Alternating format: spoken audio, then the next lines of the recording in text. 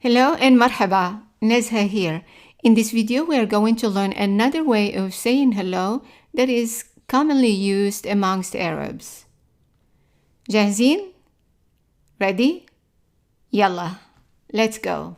So, first, Modern Standard Arabic, and we have the word here. And for students who already know how to read Arabic, let's read it together. So we have an alif with hamza and fatha, and that is a. Now we have ha with sukun, h, and then lam with an alif. Notice that the alif goes inside the lam with double fatha. That's lan. So let's read the whole thing together. Ahlan, ahlan. Now for students who do not know how to read Arabic, we have a, h, lan, ahlan. So repeat after me.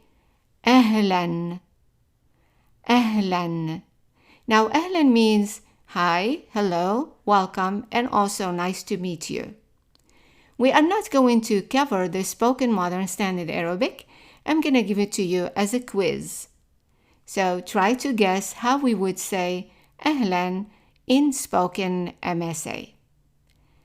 See you in the next video to find out.